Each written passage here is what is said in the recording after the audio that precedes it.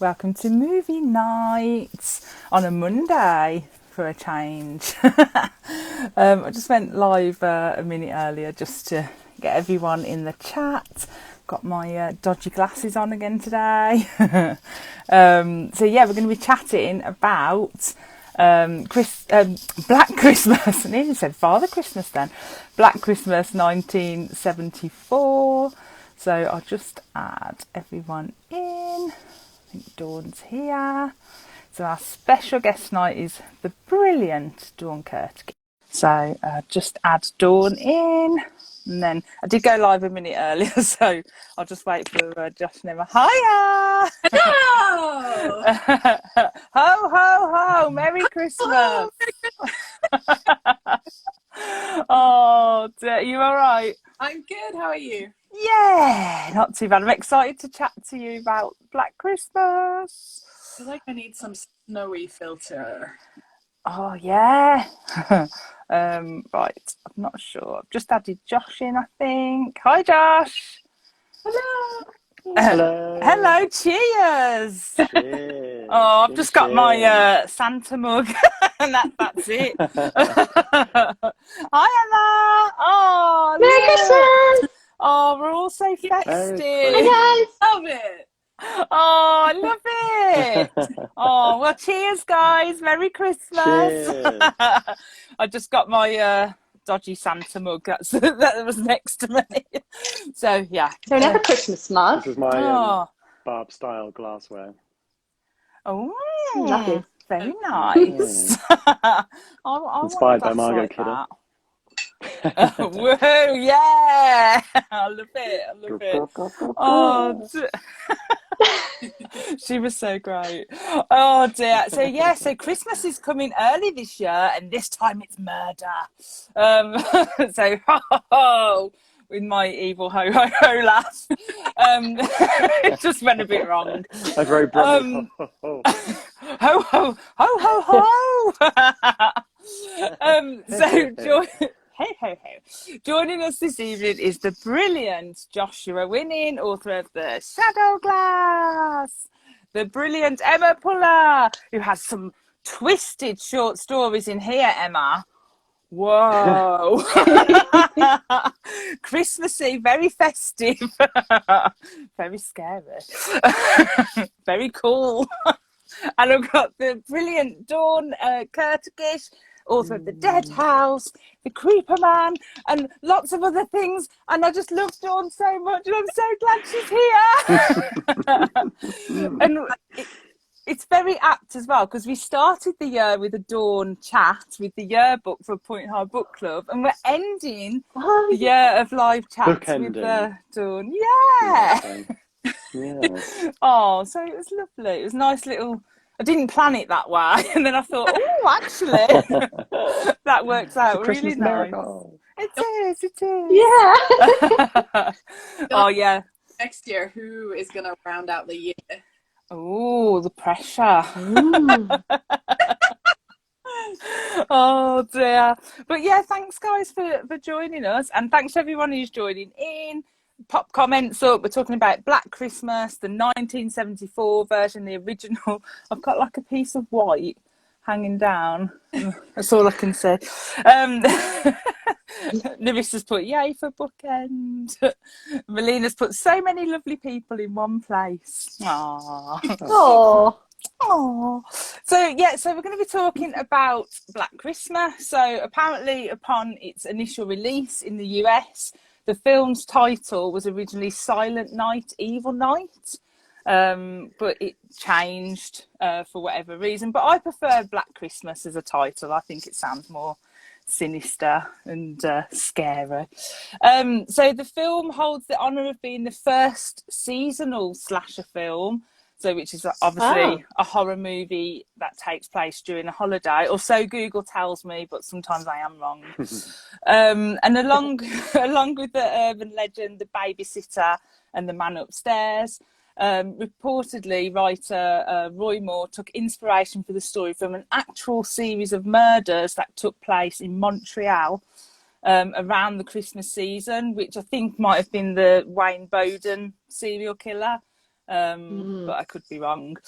And the film setting of Bedford is an intentional homage to, is it Wonderful Life, isn't it? I think it is.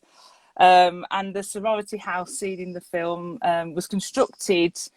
No, it wasn't constructed, sorry, for the film. It was actually a real house, and apparently it still stands today.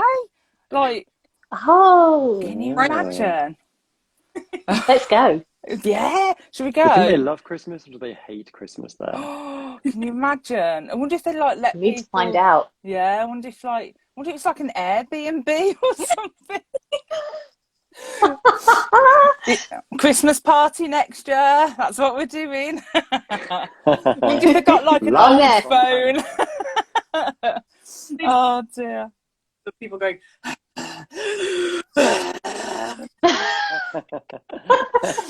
You just have to do that in Shelley's ear once, and she'd be like, "Ah, I'll be gone. Although I did think when we were seeing that killer point of view and he was doing all that heavy breathing, I thought, God, that sounds like me when I'm reading and I'm like really like absorbed in a book, and I'm like, But blow your nose, mate. honestly, that's what I thought. I thought, God, this is what people have to listen to when I'm like fully engrossed in something, probably. But apparently, this film gave Olivia Hussey, Queen, and Margot Kidder, Queen, recognition as Scream Queens, and yeah, they were brilliant in this. And yeah, so Narissa's put it was a majorly influenced piece, definite influence on John Carpenter, who was friendly with the director. Yes, definitely inspired a lot of things. And JD's put it probably changed because of Silent Night, Deadly Night. Yeah, so there's a film called Silent Night, Deadly Night, which I watched for Eddie's channel the other week. Honestly, if you haven't seen but that's that's 84. That's 10 years later. Oh yeah. But that film, have you seen that, Josh? That Silent Night, Deadly Night? A long time ago. It's Yeah. like I haven't." it's like crazy, but I liked it. And I thought the guy who was his name Billy as well, I think it was, and like he was strangely hot as like a killer Santa Claus. So yeah. Oh, it was, Shelley! I know. Only you would think that. Yeah, so I think Eddie's going to post our chat that we did on that, and yeah, I was going, well, he turned rather hot. Hot killer Santa. Hot psycho Santa. Yeah. Oh dear. So Black Christmas. So is it a first time watch for you? I know it was for me. I'd never seen Black Christmas at all. So was it a first time watch for you, or have you seen it before? Or is it a Christmas tradition in your house to watch Black Christmas? I know someone messaged me saying they watch it when they do their wrapping. I think it was Becky. She and I was like, why are you doing your Christmas Not Home Alone. wrapping? No, Yeah. Black Christmas. Yeah, Black That's very Christmassy. So Josh, have you seen it before, haven't you? Oh yeah, I've watched this so many times. I think the first time I ever watched it, I'm so old now, I taped it off the telly when I was about 17. So I taped it off TV at Christmas one year, and then I lost the tape. I never got to watch it. And then I just no. I know, I was like, oh, I really want to watch it. And then I stumbled across a tape that I'd mislaid somewhere, put it on one night when I went to bed, and it was Black Christmas. And I was like, oh my God, amazing. And then I couldn't sleep because it absolutely terrified me. I found it really scary. Yeah, I can imagine. I loved that it so much creepy that voice? I took it along to a sleepover at my upper school. We had like a charity sleepover where you could like watch movies in the science lab and stuff. And my movie that I brought was Black Christmas. I don't know why. And nobody really paid attention to it, apart from my friend. She's probably too scared to look. They were like, it's really boring. I was like, no, it's about to get really good. Death. Yeah. Oh, I love that, Josh. That's amazing. Oh, I can see little Josh doing that. Such a How about you, Dawn? You've seen it before, haven't you? this was actually my second watch, so I've only seen it one time before. Yeah. So, but it's not. But maybe I should make it a tradition, a wrapping paper tradition. Yeah, I think Becky started something, you know. Yeah. It's just a soothing movie that you want while you're wrapping. And did You you can just did wrap you your presents at the same time as someone going, hello, hello, Hello. hello.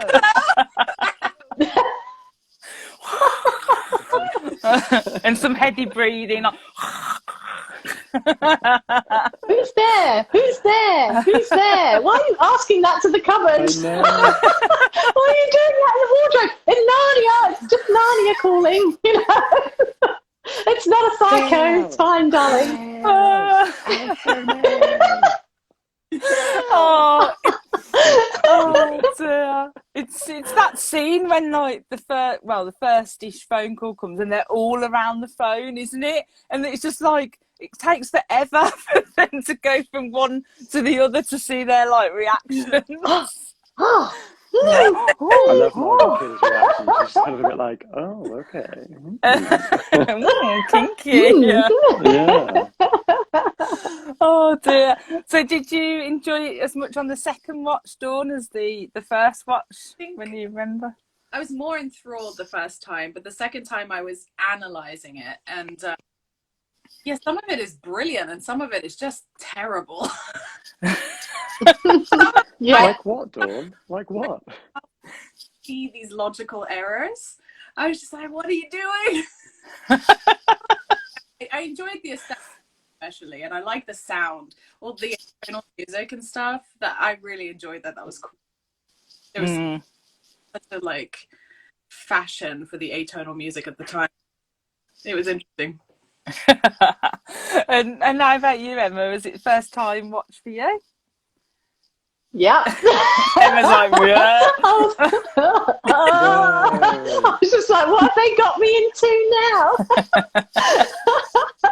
Oh my gosh! Like Dawn, I could see like the brilliance of some of it, and then just the absolute crazy of other things. I was just like, what the hell? No, you know, some of the choices made. The first one, for instance, says they didn't check her room to see whether her luggage was still there, and it was, and I'm like going. Why didn't you do that first? You'd have known that she wasn't. She didn't leave. So yeah, it was just. It was such a funny ride, honestly. At the end of the film, isn't it? Where it's like, ooh, creepy, empty house, and the suitcase is right there. Right there. Right there. And no one thought to check. Oh, what's his suitcase doing? No one checked the room. I was just like, what the hell? Oh, I love that. I didn't clock that myself. But now I think about it, yeah. Oh dear. But yeah, it was a first time watch for me, but I absolutely loved it. I love the craziness and just the things that make you think, oh, what? Just like, I loved it. I thought it was brilliant. I definitely will watch it again. 100%. Literally within the first 8 minutes, you've got the word cunt and juicy cock. It's like, yeah, you know you're in for something special before 8 minutes. I was like, oh my gosh. I think that was cut out of the TV version, because I was very surprised when I watched it again and they were saying that on the phone, because it wasn't on that video. You're like, I took this to school. Yeah. Yeah, no, I think in the UK, they censored it or something. I think they did. They did censor things when we were younger. Because I've taped things like Josh off the telly, and I used to watch it over and over on my tape. And then when I've watched it later on a streaming service, I've gone, where does that scene come in? That wasn't in it.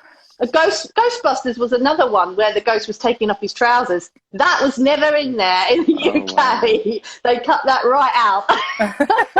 They did it for Silence of the Lambs as well. It was like they didn't mind showing any of the really grisly stuff, but then when the Mix, I think it is, says the C word, and Hannibal Lecter's like, what did Mix say to you? She's like, they edited it, so she said, he said I could smell your sand. And it's like, that's not what he said. Yes! That's not what he said at all. Oh dear. Narissa's put she watches it every year since 2014. That's amazing. Oh, cute. Yeah. Eddie May has put first time watch for me, but definitely adding it to a Christmas tradition going forward. Yeah, me too. The new one was on TV the other day, but it wasn't near as good. I haven't seen any of the others. No, I haven't. I won't watch that one again. Larissa's put, it's so good, a combination of slasher but with true characters. Yeah, I agree with that. Jen's put, the calls coming from inside the house is my favourite trope. Yeah, I think it's starting to become Me too. my favourite. I love it because it just like, it could happen. Well, So creepy. Oh, it still could happen nowadays, couldn't it? Because obviously, mobiles. Mobile. Tom all Yeah. the time, yeah. You're in the kitchen. Yeah. Can you get this from the bedroom? I love how But is that what inspired? Sorry, go, Josh. I just love how the film doesn't try to conceal that as a twist. You know, the characters don't know the calls coming from inside the house, but we do. Which is such a great little sort of like toying with the audience. It's like, are they going to find out? Makes it I was wondering more if creepy. Scream was inspired by it. Like, you know, like, do you think they might have watched that when they decided to do Scream? What do you reckon? Oh, I'm sure he did. Yeah. You might have. Yeah. Yeah. Kevin Williamson's a massive horror nut. Like I think he was really influenced by Halloween, but obviously Halloween was really influenced by this. So it's like a that makes sense. Yeah. Oh, love it. Stephen from Creek Talk Podcast has put, Black Christmas is amazing. It's my absolute favourite Christmas horror film. And he's put, the ominous music while zeroing in on the ringing phone, always creepy. Yeah. Melina said first time watch for her and thought it was brilliant. You should do a watch party event sometime, Shelley. Jen's put, yeah, maybe I should have to do that. As long as I don't have to be on camera so you can all see me cowering behind my... Oh no, we need that. We need that. What was the film that you did a watch recording for? So I did like I fastened it up and like literally I've just got the cushion the whole time. Occasional bit of popcorn. Yeah. Oh dear. Larissa's put, to be fair, a uni housemate didn't see me for 3 days and then told me she was going to knock on my door if I went one more day. Shared homes can be strange. Yeah.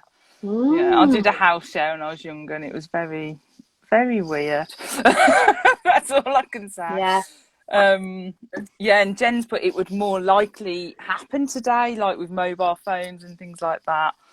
And Larissa's put, definitely John Carpenter had conversations with Bob Clark about doing holiday slashers after this. Ah, okay. Oh, amazing.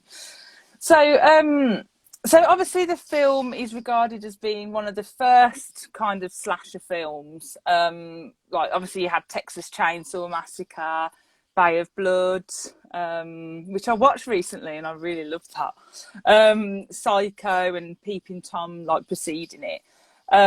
So it set the layout for films like Narissa said for John Carpenter's Halloween.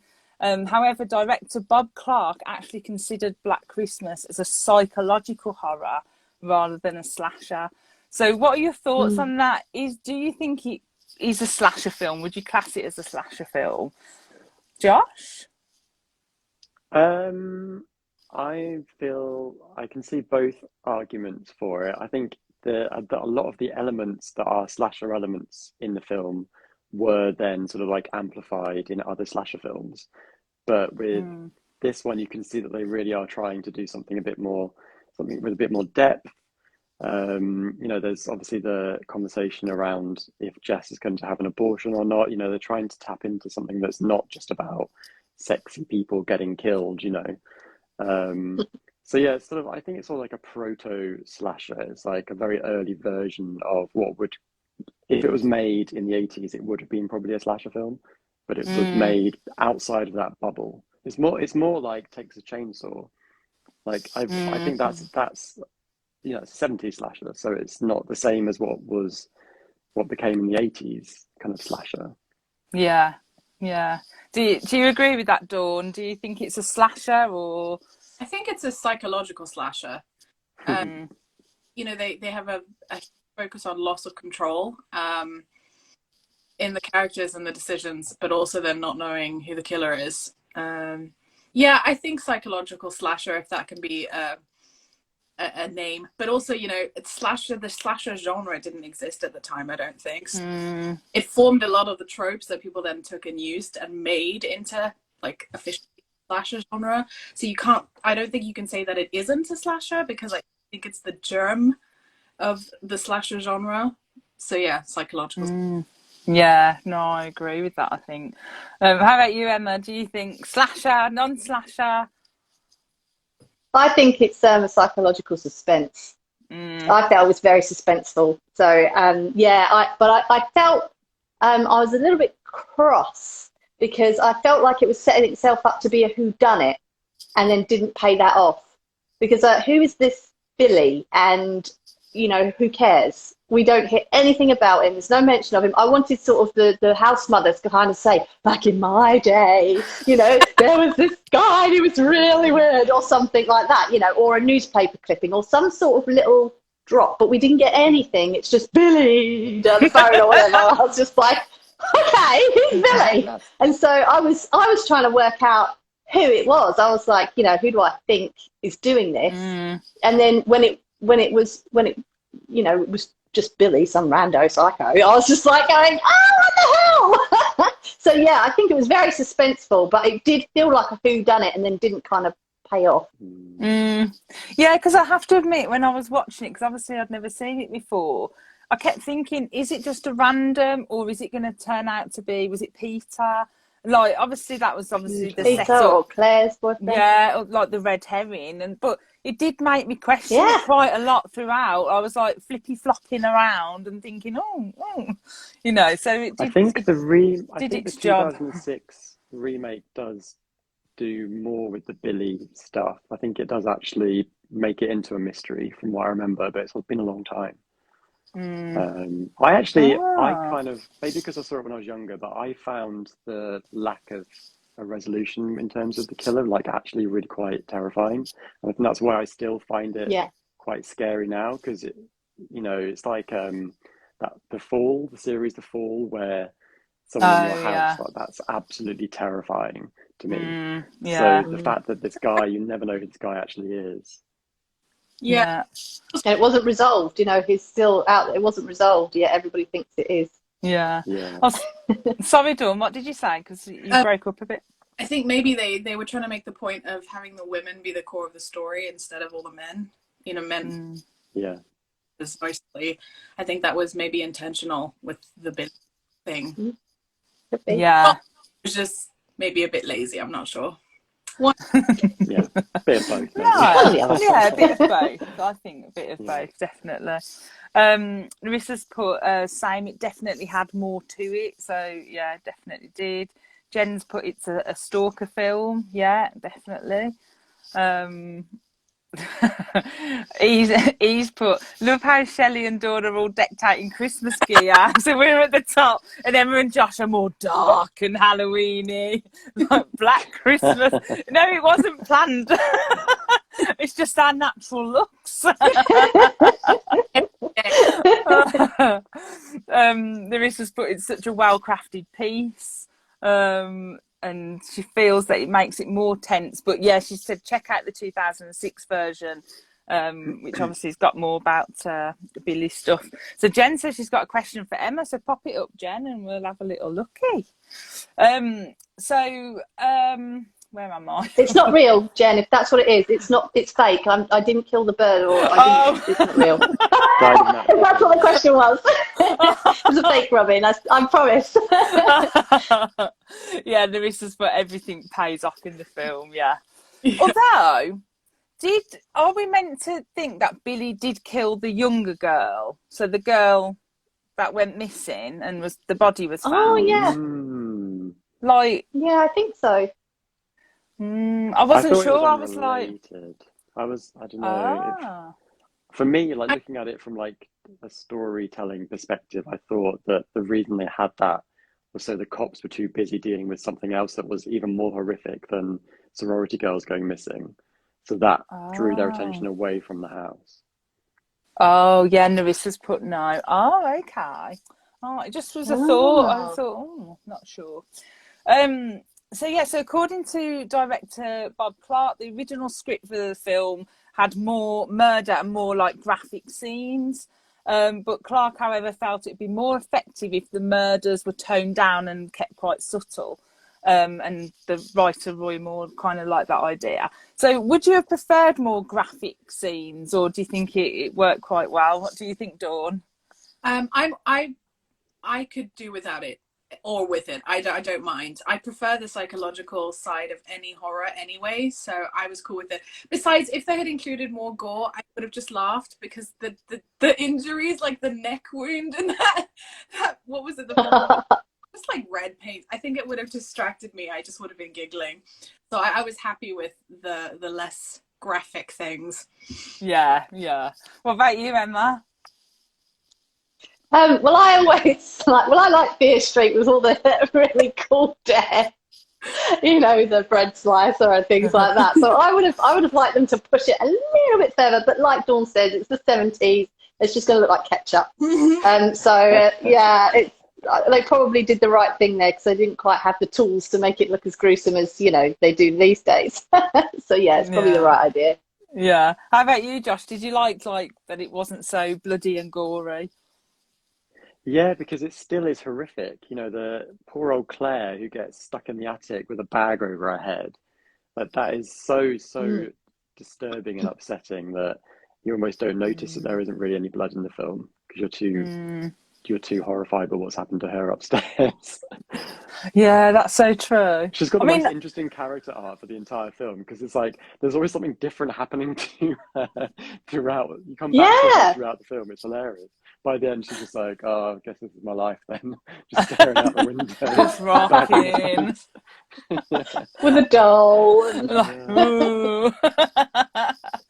Oh dear. Yeah, I even though you know me, I like more blood, but I did like that it was like very subtle. I was happy with it because I was just invested in the story and I I just enjoyed it for what it was, kind of thing. And obviously, I was remembering it was like from '74, so I thought, well, yeah, too much blood back then didn't look like real blood, did it? No. Oh, Jen's put Emma. Oh, sorry, Dawn. What did you say? Yeah, I was just going to say also there's the scene where she's screaming for her friends at the bottom of the stairs at the end. That really affected me. And if I'd been numbed by a bunch of graphic violence, it wouldn't have been so upsetting to me as it was. Like, moments. Yeah, that's so true. So it's so cleverly done. Like all these things definitely well plotted out.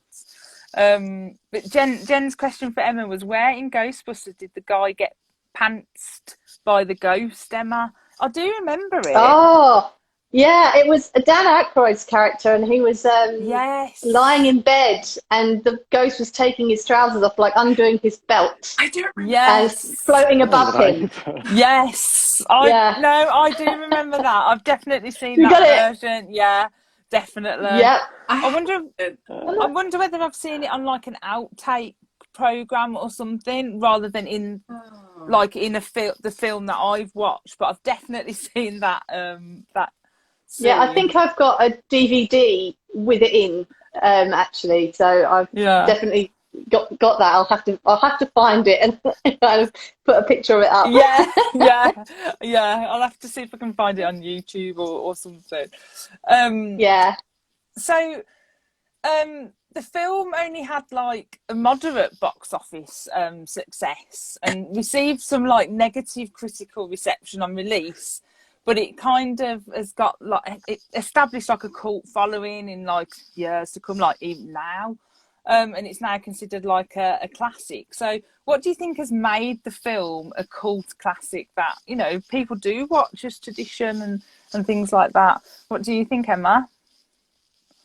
I'm not sure. I think it might be the final girl aspect. I'm trying to think of something before that. Was she the first kind of final girl, or who Definitely one one of of the the first first.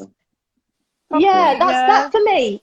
She was very good, Jess. I thought she was good as a final girl, and I was thinking, that possibly what it is. It was a bit unique back then. I mean, she was quite brave to go back. I mean, I wouldn't have been screaming if someone had said there's a psycho in the house and it's killing everyone. I would have been out the door so fast. I would not be screaming, Joss, Shelley, are you alive?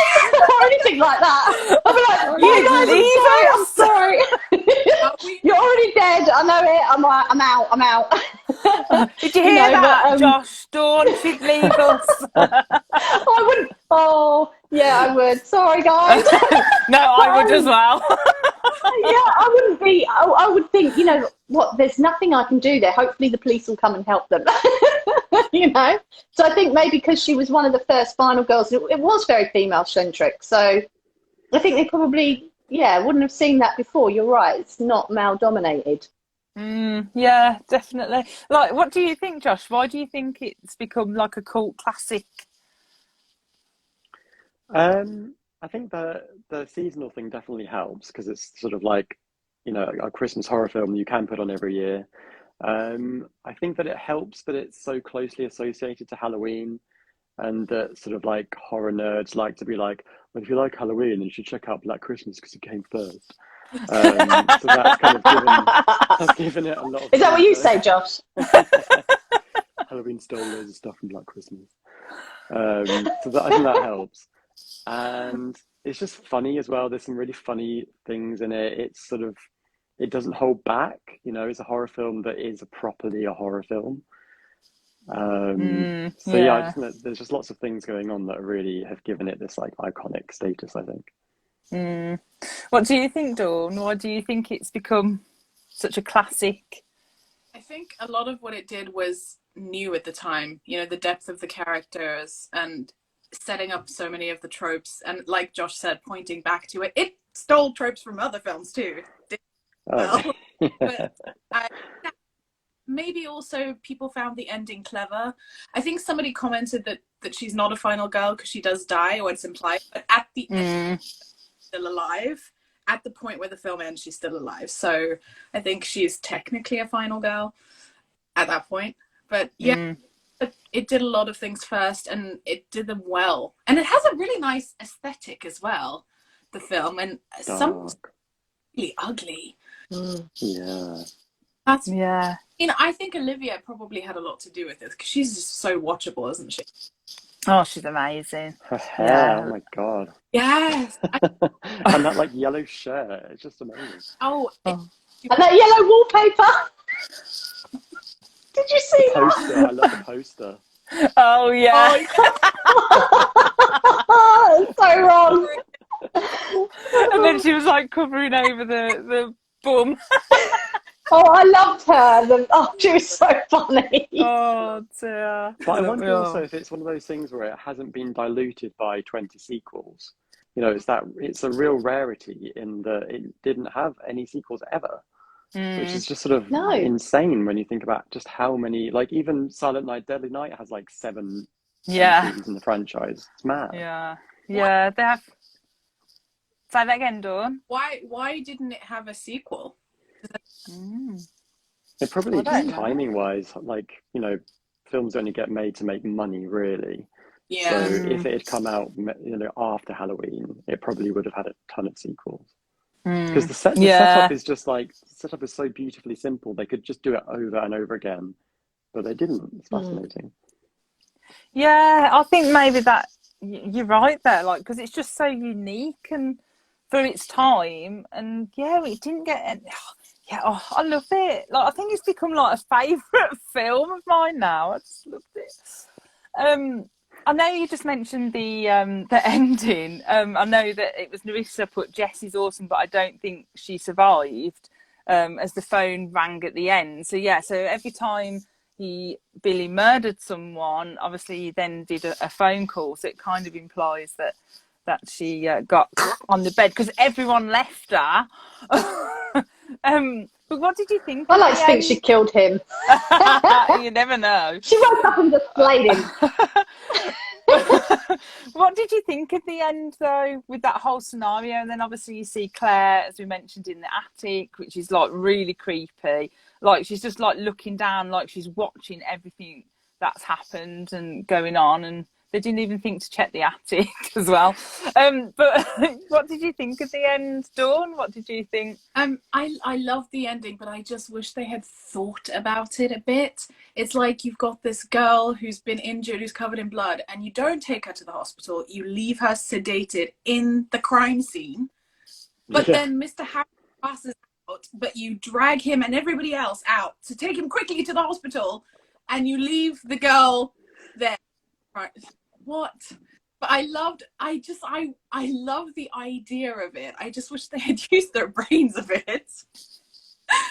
But maybe this is me trying to make excuses for the film, but is it not that they just don't care about the sorority girls? The whole way through, they just couldn't give a shit. They're more worried about the guys, and obviously the missing girl is obviously horrible, but they just don't see the sorority girls as people worth worrying about. Mm-hmm. But maybe that's just me making excuses. No, because the police don't take them serious, really, do they? And I mean, no, they did try to get to Jess. Yeah, they did try to get to her. It was a big deal trying to get to Jess. So to make that big deal, and then, as Sean says, just leave her there after you've tried to save her life so desperately, that is a bit weird. Yeah. Not to check the attic of a crime, there were other very bad mistakes. Like, for example, they keep thinking it's Peter throughout the film, but he was literally in a scene where the phone call was happening. Like, also, he's got blue eyes, and we see the eye of the killer, and it's brown, but we still, like, what? Oh. That's so true, though. I didn't pick up about Peter being there. Also, here's another thing. Okay, in the phone calls, the guy's like, no one hears someone screaming in the house. Yeah. Where Jess is screaming. There's a scene where she's doing screaming it like this outside. But when she's on the phone, she doesn't hear someone. There's literally a phone call where the guy's screaming in the phone, and she doesn't hear it in the house. Come on! She got the phone to her ear. She can't hear anything. Also, she is going, what? Hello? What? She's making a lot of noise. That's brilliant. Oh dear. It's the way that she does tell the police that there is a third phone in the house mother's bedroom, and they go, yeah, whatever. Yeah. It's not important. Let's just don't worry about that. Point. It's a different number. The police were just, they were pretty useless. Although, did you recognise whose dad was the cop? Yeah, so he was in Nightmare on Elm Street? Yeah. Yeah, because I was Nancy's like, yeah, fit man. Fit cop. He's got nice eyes. He's got nice eyes. Yes. Yeah. What do you like the open style kind of ending, Josh? Oh, love it. I love it. Yeah. Even though there's a part of me that's like, somebody answer the phone. It's like, it rings for a really long time. Pick up the phone. I think it's like really spooky, and it's clearly like the story isn't over. It's great. Oh, yeah. I love that you do get a sense of like the stakes. Like there are really big stakes in this film. You don't. I think at the end of Friday the 13th Part 2, you see Ginny, the final girl, getting like stretchered into the back of an ambulance. But normally you don't generally see like the actual physical sort of like trauma of actually enduring what they have throughout the film. So to see her like comatose like that after being given a sedative, there's like a realism to it that is quite affecting, I think. Yeah, no, definitely. And the fact that the dad then faints and goes into shock, it's clearly it's a reason to get everyone out of the house, but at the same time, it has a gritty reality to it that is quite affecting. Yeah. How about you, Emma? Did you like the ending, the open ending? You mentioned earlier. I don't mind an open ending, but I really wanted there to be like a final jump scare or a final something. I was looking for her to wake up or something, and then and the person to come in, and it not be some rando Billy, but it'd be Claire's boyfriend or something. And then he's like, he just pounces on her, and I would have liked her to like bludgeon him to death. But yeah, I like open endings as well, and I did like the fact that the light was on in the top there, telling us that he's in that room, and and he's going to come and get her. Yeah. So I do think I might have read that they were going to do an ending where it was Claire's boyfriend, but I think they scrapped it for this like open ending. But I wish they'd done that. No, I'm glad they didn't, because I would have been a bit. Oh, really? Yeah, I think I would have been just a little bit like, like, I don't know. I'm not sure. Yeah. I don't think the film would have endured if that had happened. I think that people love an unsolved mystery. They love to be left sort of slightly hanging. Also, bring the good guy in the film. He was the only good guy that like listened and believed. That would have been a shame. Yeah. Yeah, I'd have liked it. Sorry, guys. And I would like her to kill the only good guy, because he wasn't really a good guy, was he? Watch out, girl. I love it. And yeah, Stephen from Creek Talk podcast said, yes, Hottie John Saxon, thank you. Yeah, he was hot. He was. It's his eyes. It's all in the eyes. Narissa's put, Peter was an absolute dick. Yeah, he was. Yeah. He really was. Toxic. Yeah, Eddie Mays put, when the cop was literally walking around the place checking wires and all to trace the call, had me laughing. Yeah, so like the telephone exchange scene where he's like running. Oh yeah, that's great. That was crazy. That's just like, that's such a document of a time. I love it. Yeah. Stephen's put, did anyone see the 2 reboots? I know I haven't. Dawn saying no. You have, Josh, haven't you? Yeah, I saw the 2006 version, and I remember not really liking it at the time, but I might be ready for a rewatch. Yeah. And then the recent one, I just thought was they used the title and then just did its own ridiculous thing instead. It was just not good. Oh no. So I'm quite intrigued to watch the remakes now, because I just want to see like what they do with it, kind of thing, more than anything, just to see like, is there any telephone exchange scene like with them running around? That's Shelley's favourite. The first remake has Dawn from Buffy in it, I think, because Michelle Trachtenberg in it. Oh, I like her. I can't remember who else is in it though. Yeah. Nikki's put, enjoyed the reboot, the first reboot over the second reboot. And Stephen has put, I enjoyed the 2016, and the 2019 one is just a completely different movie. So like what you said, Josh. Oh, interesting. So did you have a favourite character? I think we all know. I think there's going to be like a choice of 2 who our favourite character was. Emma? The house mother. I knew you were going to say that. She's the reason that was dead. Oh my god, she's fantastic. I mean, although she did like cut out a book in order to put her booze in it, that's a no-no. That was just like, how rude of you. I don't care that you're drinking. You just did that to a book. Oh, she was. Oh, great. she was brilliant, wasn't she? Oh, Yeah. and when she said that, she was yelling about the cat, and then she called the cat a prick. Oh, so much.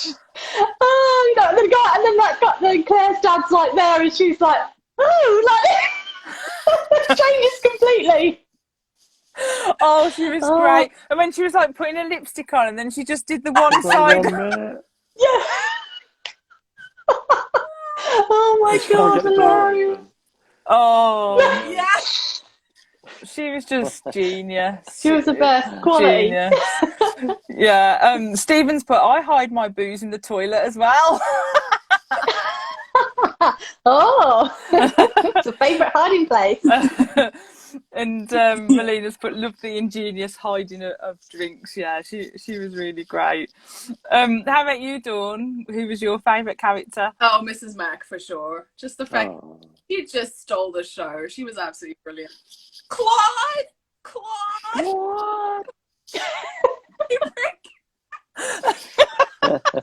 Goggles with booze. Well, she's brushing her teeth and she goggles with booze. Oh man, yeah, she's like Barb as well. Goodness. Max stole the show. Yeah. Yeah, What did yeah, she say she when was when great. she's putting the nightie on? She's like, I need it about as much as I need a something or other. I can't remember. Yeah. So funny. She's Oh, just she's trying it great. on. Yeah. Oh dear, she was great. How about you, Josh? Is it the same? Who was your favourite I character? do love Mrs. Mac, but I've got a soft spot for Barb, even though Yes, Even me though I too. knew it. I knew it. I know she's an awful, awful person, but you understand why. You know, she's a boozer because her mum is basically really neglectful. So you can kind of give her a bit of a pass for that. But yeah, she's just great. She just says what she thinks. You got to admire it. Gotta love Yeah, I loved Especially about Barb. turtles. Yeah, Yeah. yeah, she loved the turtle. Why would I make it up? It's lucky that like this was made before Teenage Mutant Ninja Turtles because that would have been a bit weird. That would. Yeah, Yeah. Melina's put schnockered. Have I said that right? Schnockered Barb. Schnockered Barb. Yeah. But yeah, Barb for me, like I loved her because what a character to play, and like you wouldn't really like have much sympathy for it if you hadn't had that scene at the start with her mom and the phone. You would have just thought she was just like some obnoxious kind of person. Rich But girl, because of yeah. because of that scene, like you actually do feel for her, and I just loved her because she just did not care. And I loved the way that it was just portrayed, and I just wanted more of her, more And then the fact Barb. that she went on to be Lois Lane, I think, just makes it even better. Yeah, because I couldn't Yeah. unsee that when I was watching it. I was Yeah. like, No, I it's couldn't. Lois Lane, it's Lois Lane. And then I It's was like, Superman's Lois girlfriend. Lane gone bad. Lois Oh Lane on the dear. And rocks. I loved Barb's death as well with the kind of like these weird Crystal statues. unicorn. That crystal unicorn. And like, That's yeah. Death by crystal That's unicorn horn. That's like properly Oh, Dario dear. Argento style, like Giallo style slaying. Yeah. Yeah, it was brilliant. Yeah, the hand. Yeah. Just the imagery of her death was Poor just Barb. Well, they have amazing. trope, doesn't it, in other horrors? It's another iconic moment, but yeah. Yeah. Everyone loves an unlikable character. Everybody likes an unlikable girl. Absolutely. Yeah. Like Joanna. But Is it Joanna in the Snowman? In Point Horror? yeah. Oh, Joanna in the boyfriend. The Oh, boyfriend. In Point Horror, in the boyfriend. Oh, I haven't read that one. Oh, God. She is mean. Once read, never forgotten. Yeah. She's never forgotten. Bless her. And Narissa's put, yeah, and that's what makes it great, the characterisation, yeah. So I agree. I think just, I loved Barb Oh, so and this much. time I suddenly was like, I really recognise the actor who plays Phil, the girl who ends up in Barb's bed. Oh, yeah. She's from My Big Fat Greek Wedding. Yes. She's the one who's like, what do you mean you don't eat no meat? No! It's okay. Yeah. No! Yeah, she's in a lot of comedy programmes now. Yeah, a lot of comedy. No No meat. meat? That's my favorite. Oh my God. Same. I watched that film 3 times on my wedding day. Oh, Oh. Oh, she's in the 2006 version too. Oh, Oh, wow. that's okay. We're watching that. We have to. Okay, I have to watch it again. Yeah. yeah. She was great. I saw her in. Oh, I can't remember what it was called now. There's a comedy program on Netflix, and it only got like 2 series. Surprise, surprise, Netflix. But it only got 2 series, and it's got oh God, I'm really describing this bad. But it's about this office, and she's in it, and she plays this mom, and she's absolutely hilarious. What I'll do, when I find the name of it, I'll post it and tag you. But it's really good. It's worth a watch. Mm-hmm. And she's hilarious in it. She's just really funny. So that's kind of what I knew her from as well. So yeah, Andrea Martin, that's her name. Thanks, Steve. I couldn't remember then.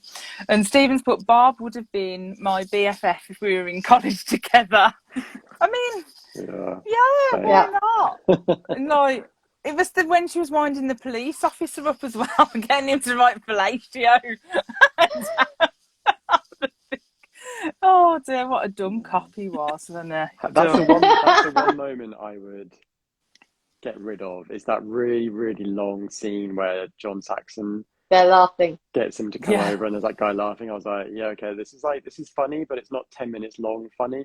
No, but that laugh was dubbed. The laugh was dubbed over because the laugh didn't match when the guy was laughing.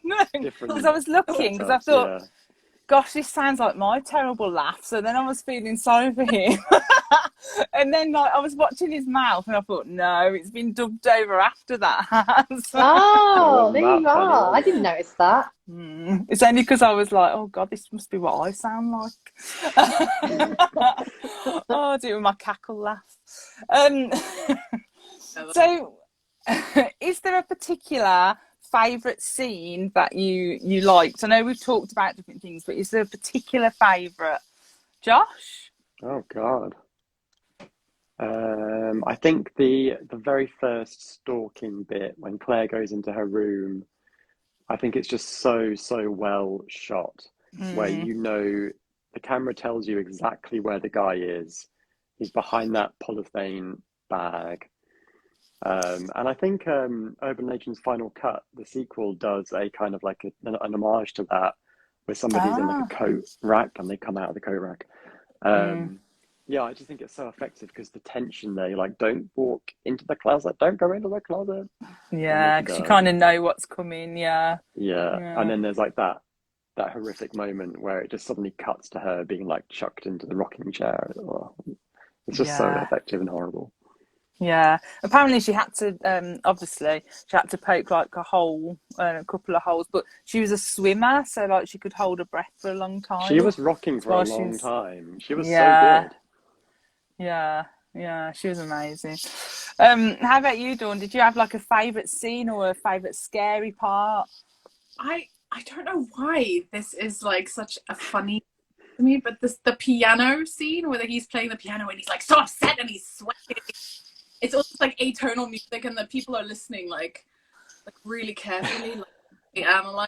And I just together. And they're kind of like, this guy is crazy. I was a bit like, is he playing bad, or is it actually meant to be a musical masterpiece? That's a style of music that was very popular. It's very pretentious. It's called atonal music, and the point is melody, but there's like mathematics behind it and stuff. But it's just the way they take it so seriously, and it's this very pretentious thing. It just made me laugh. So all of the so he's doing that on purpose, Dawn. He was playing like that. Yeah, it wasn't. I thought the piano needed tuning. No. That was on purpose. Look it up. There are like huge pieces where it literally is like. That's crazy. I've never heard of that. They have like music. Oh wow! Movement of like where it's not meant to have a pattern. It's not meant to make sense, and it just was the pretension of it was so funny. And then the other one was the moaner, like when you had the camera angle of the killer and he's breathing. I couldn't stop laughing. I just found it really funny. It just was unintentionally funny to me. I love those.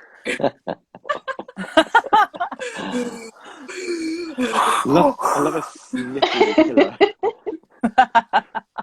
Oh, how about you, Emma? Did you have like a favourite scene or scary moment? Yeah, favourite and scary was when I think her boyfriend, Jess's boyfriend Peter, was trying to get into the basement, and his shadow was silhouetted against the window, And I really liked the way they shot that and the way he kind of moved and then moved across. I thought it was really creepy and really effective. You know, he's out there, but it wasn't him, obviously. But she's thinking, oh my God, he's out there. Yeah. And I thought it was the lighting was right, the movement was correct. It just was really creepy and cool. I liked that a lot. Yeah, yeah. I liked the way that, I think there's a scene where, oh God, the characters' names have gone out of my head. The main woman, completely got Jess. How could I forget that? Jess, and then the one we were just talking about, played by that Andrea woman. I know. They were like sitting together, and I think Jess is on the phone, and there's like intentionally, I think there's like a shadow behind her, and it's just so gradually moving in and out behind them. So it is almost like implying that he was like moving around, watching them, and that creeped me out, because I was like, are they going to pay it off and have him jump scare? And, you know, I'm like with jump scare. So I was a bit like, oh, but I just thought it was really effective that they just did that, and it just gradually creeps and gradually back out. It's really subtle as well. Do you know what? I realised that actually this not only is a film that doesn't really have much blood in it, but it's also weirdly a film that you don't see anyone there's no physical violence, really. You don't actually really see any of it. Like, you don't see Jess kill Peter. You don't see Mrs. Mack actually getting, garroted, whatever it is. You don't see Barb getting stabbed. You see her feet going up. Yeah, there's no depiction of actual, explicit violence, which is fascinating. It's like looking away. It's like too scared to look at what's happening. It looks away. Definitely. So overall then, just to finish off, are we a fan of Black Christmas 1974? Or do we watch it again? So Josh, we know you will. You took it to school and parties. Got a nice Christmas movie for you guys. Dawn, would it be a Christmas tradition now? Yeah. And Emma, what about you? Would you watch it again? Yeah! I was like, ooh. Yeah, I would. No, I definitely think it's going to be a Christmas tradition, and I am going to watch those remakes because I'm just intrigued as to how they've done a remake of it now. So I'm really intrigued. But thank you guys for like chatting all about this. Like, it's been so much fun, and Billy's heavy breathing will never be forgotten. And just think of me when you hear his breathing, reading my book.